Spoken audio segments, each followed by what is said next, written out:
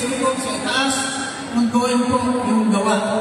Kaya po, ito po yung bago natin pinakikita para po sa mga taga San Leonardo.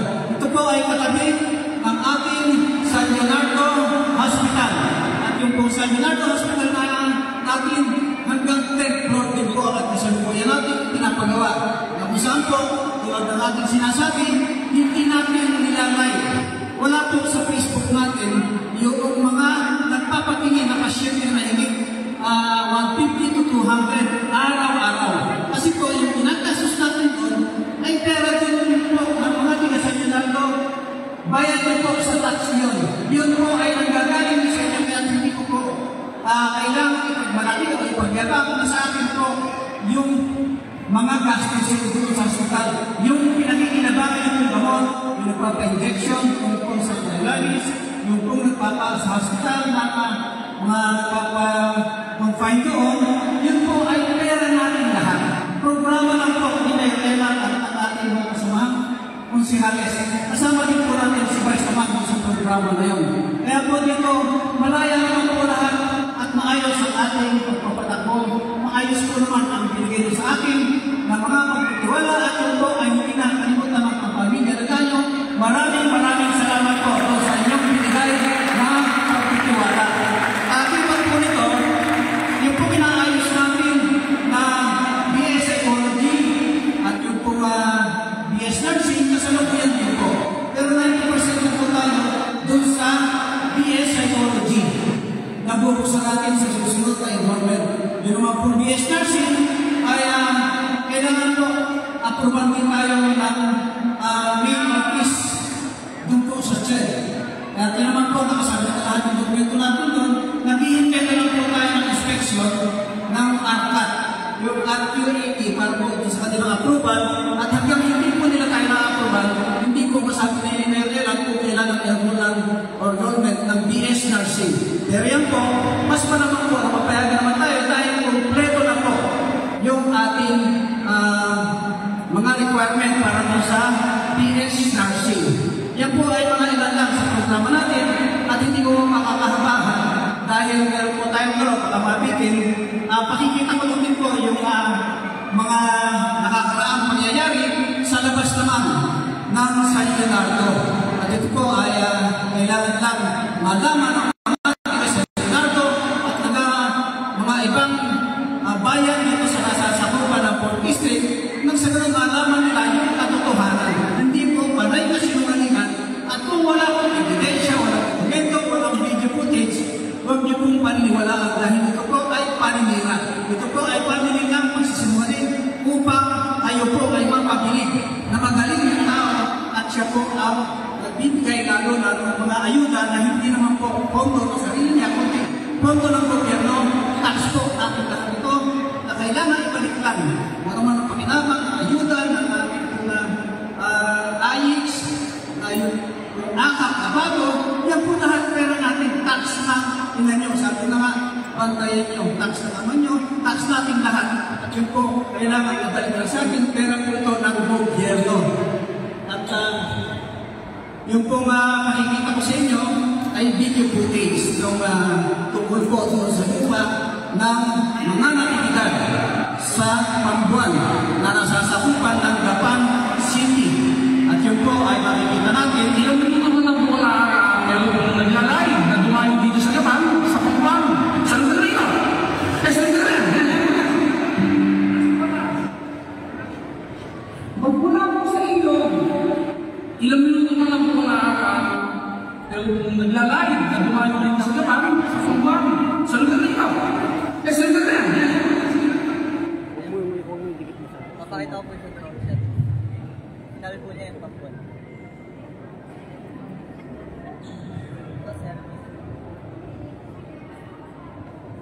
Wala? Ayan po ang masasabi natin dito sa Congressman Clavier na bawang masinungalingan. Ang sinasabi po niya kung saan daw nag-live si Dr. Maricel at si Bertela doon sa note nila, ito din daw siya nag-live at nag-vlog ng kalokohan. Pero ito po yung katotohanan, ang note po ni Dr.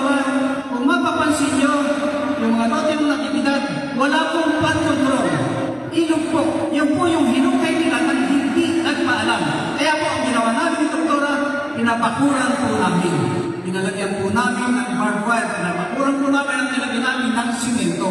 Ngayon po, alam na po sinungalingan niya, nakinulit din sa sarili niyang bibig. Itong gagong Congress pa na ito, na sinasabi, dito siya nakatayo. Pero patutunayan ko po sa inyo, na hindi siya gaan nakatayo. Ito po, yung pinatatayoan niya, nasakop ng San Vicente. Kaya po, yung mga pinapaliwanag na parang kalokohan, kasinungalingan, yun po talaga, gagong-gago itong Kong Eme Pascual na ito. Ito po ay walang katotohanan dahil nakita nyo, meron pong barrier, meron pong flood control na simento sa kanyang pinagsasalitaan. Meron pong nakalagay doon ng mga flood control na tapos na. Kaya po kung sinasabi niya na kung saan nakatayo si Dr. Maricel at si Medela, yung din ang pinatatayuan niya, gago mo! Dahil hindi mo pwedeng lukuhin ang mga taga-distrito at ang mga taga-San Leonardo. Dahil maniwalag na maniwalag na ito po yung hinukay nila na walang paalam, ito po, maniwalag na trespassing. At yan po ang isang pinag-isahan namin, wala po kami pakialaman doktoran kung sa flood control niya. Pero wala niyang pakikialaman yung pag-aarigin ng mga natividad doon po sa Pambuan, Japan. Ito po yung kasalukuyan namin, pinabakuran at yan po ang nakita niyo na aktual. Yung po pinakikita niya na kinatatayuan niya, ibang lugar. Hindi po dito sa norte na ito. Kaya po yung kanyang katotohanan at pagluloko, pagsisinungaling, nakikita ko ang katotohanan sa mismong bibig niya na yung kanyang pagluloko ay talaga pong bisyo na. Talaga po hindi na mababago ito. Maniniwalain kayo kahit ang kulay na nakikita niya yung puti, sasabihin niya kulay yun. Kaya po malinaw yung ating pinag-usapan, awang katotohanan lamang. At yung pong ating sitwasyon na sinundan ito, yung pong pagpunta, hindi ngayon lang doon para magpapakot lang. Pero nung umalis kami, tumanaw po, nagpunta rin yung kanyang ama sa main gate, doon sa front gate ng mga natividad. Ipakikita ko po sa inyo yung front gate at main gate ng natividad sa barangay ng Pambuan, tabi ng kalsada, na kung saan yung kanyang mga kasama ay pawang mahahaba ang dala at pawang mga goods ang gamit itong mag-amang Pascual na ito. Kaya ito po ay makikita natin pag-present na spiritual, dokumentado po.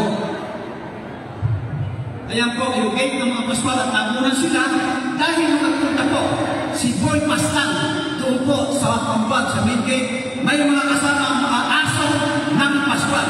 Ito po yung mga asong Pascual na may mga mahahabang dala at yun po ay high-powered firearms. At yan po ang kanilang ginawa. Binuksan yung pinto, sinipa, ibarda, sinapat.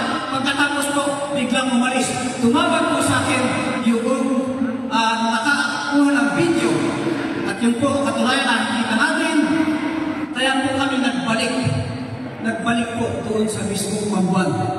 Yun po ang dahilan kaya po si Merela ay nakapagbibigay ng salita na maaaring hindi nyo magustuhan. Pero kinakailangan po at dapat lang na sumagot po tayo sa mga gagong Pascual na ito. Hindi po tayo matatakot sa mga gagong armado at pag po kailangan harapin. Kaya sinasabi ko sa kanila, magharap kami. Hindi yung wala ako at saka sila pupunta sa lugar na yun. Hindi po ganoon ang makatao. Kailangan po, may sasabihin ka, may gagawin ka sa harapan. Dahil dito, hinarap po rin naman sila sa San Leonardo. Ito po ang katulayan ng kanilang mga ginawa.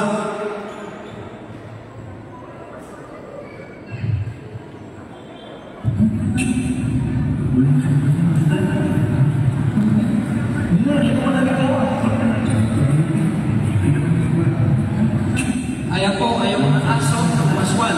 Maaaring hindi kilala, hindi na po kilala dahil mga tayo ito yung mga inupahan nila na kaya lang po matatapang itong mga ito dahil may mga armado silang kasama. At dahil po nagagawa nila yung gusto nila pag wala po silang aharap na lumalaban. Kaya po nung pinalikan ko sila, yung po ang pagla-live lang din natin para lang sa ganon. Malaman natin yung pagkaharap-harap sa aktuhan. Hindi yung pumunta sila sa gate, hindi yung papasok sila nang wala yung may-ari, nang wala po ng yung dapat nilang makaharap. Ito po mga anak ng Pascual na ito, napaka-traitor po na talaga po hindi lumalaban ng harapan.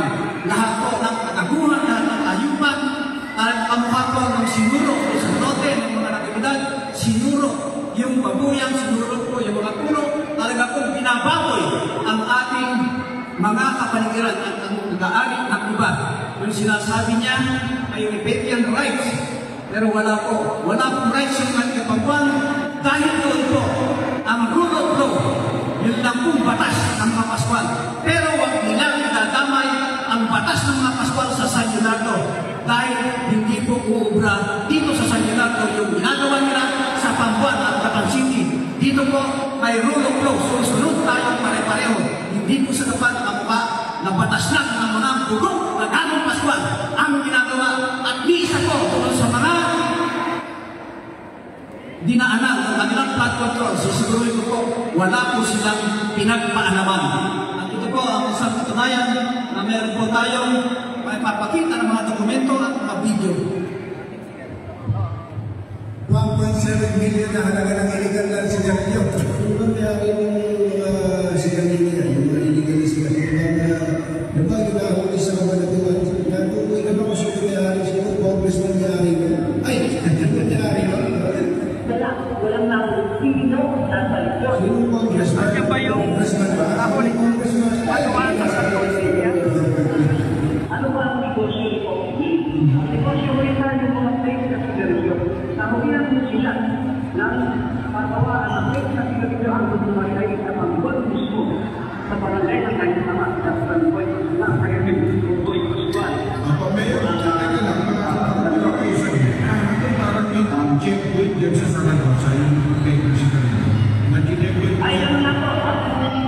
Mapalag po tayo sa panahon na ngayon, talagang 1.7 million ang nahuli. Yun po ay ang partner po doon ay kung Eling Pascual at tapos yung kayo ang bilang ng pagyan.